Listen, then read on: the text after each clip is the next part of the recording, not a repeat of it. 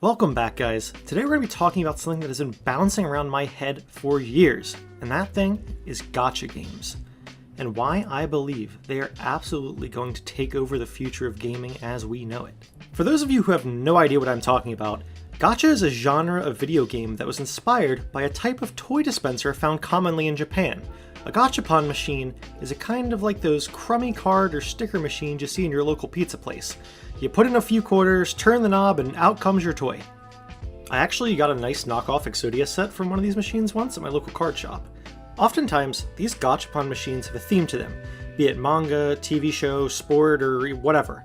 Fans of these things are often encouraged to spend money and try their luck at getting a rare toy or collectible, only available from these machines or from resellers, often at a very high markup. This kind of mechanic is frequently found in many video game loot boxes, such as FIFA, Overwatch, or League of Legends. Spend some money for a tiny chance at getting the item you actually want, with the odds being that you'd actually have to spend far more money than the item is worth. Now, gacha video games are designed around this philosophy. Everything in the game is designed to encourage you to buy and gamble new packs or boxes to unlock the best or most overpowered characters. Many compare loot boxes to a slot machine. If those are a slot machine, then the gacha is the whole damn casino.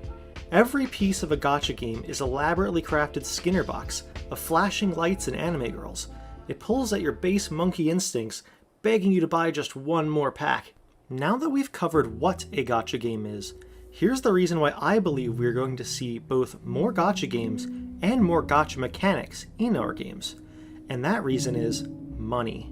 Let's start with one of the most popular gacha games on the market right now, Fate Grand Order. At the end of 2019, Sega announced that this 4-year-old game had made about $4 billion in revenue. This number is absolutely staggering. $4 billion from a game that looks like it came from Newgrounds in 2008. Just to put this into perspective, Fate Grand Order made somewhere around $1 billion in 2019. That is double what GTA 5 made. More than FIFA 2019, more than Call of Duty. Fate Grand Order isn't alone in this though. Released in 2013, the same year as GTA 5, Monster Strike has made $8 billion, more than GTA 5 has made in total game sales, DLC, microtransactions, and other collectibles combined.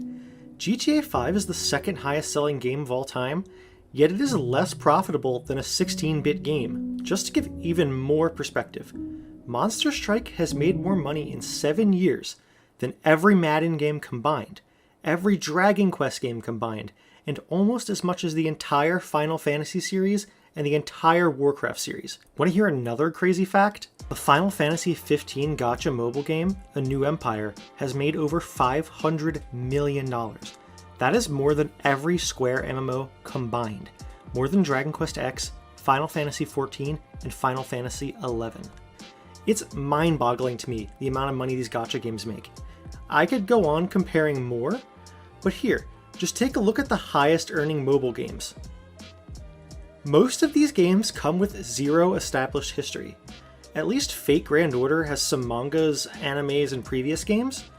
Now, with all that money, you must be thinking, who are they hiring to build these money printers? They must be so expensive and complex. There must be massive art teams and loads of programmers. Well, you'd be wrong. Fate Grand Order has a singular artist, 3 writers, 2 composers, a director, and 2 producers.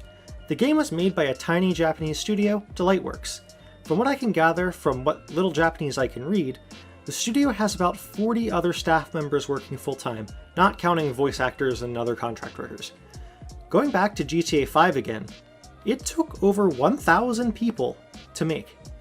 That is a lot of salaries and benefits to pay, though it obviously paid off in the end. In total, GTA 5 had a budget of $265 million, one of the largest in game dev history. From what I could find, Fate Grand Order cost around $3 million to make, though this does not include their marketing budget and the likely expensive anime series and movies they also made. Regardless, it was likely far cheaper than $265 million in the end. Now, get this. Remember Monster Strike, that $8 billion behemoth? It has one, yes one, designer, with monetary backing coming from Mixi, a Japanese social media network. The The fact that a game can get by on just one artist should show you just how little work it is in comparison to a behemoth AAA game. If I am a studio exec, I'm looking at these numbers and thinking to myself, why are we spending hundreds of millions of dollars developing risky, expensive, story-driven games when I could build a mobile casino, draw a few 12-year-olds in thigh highs, and rake in billions of dollars? If this trend of immense profit from mobile games does not slow down, I predict we will see many mainstream studios moving towards them. Some already have dipped their toe in the waters with card games, such as Hearthstone, Gwent, and Legends of Runeterra. While these are not explicitly gacha games, they aren't a far leap off either, with players able to spend money for a chance at their desired item or characters. There is, however, one limiting factor to gacha's explosive growth: an inability to truly break into the West. Many gacha games get limited releases in the West, followed by a discontinuation shortly, due to poor performance. For now, gacha remains mostly an Asian phenomenon, with large amount of money coming from that region. In my opinion, game psychologists just haven't figured out what a driving force or proper Skinner box is to work on the Western market quite yet. While games like FIFA or the Madden Ultimate Teams have seen success, it hasn't been quite to the level of the Asian market. Perhaps if someone made a Game of Thrones gacha at its peak, they would have struck gold on the legions of fans paying to roll for a Jon Snow or a Daenerys. It's only a matter of time until some company cracks the code and has Americans tossing money at their screens for another roll at their favorites. Now, does this mean that I think all game dev besides gacha will stop? Of course not. If it did, the gacha games would all starve each other out. However, I do predict we will see these mechanics incorporated more and more into our favorite games, as we are already seeing with loot boxes. The money is just too good to pass up and too easy to make.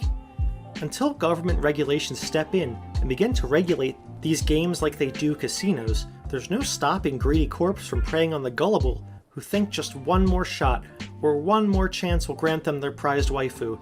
We've seen countries like Belgium take steps to limit loot boxes, but it isn't enough.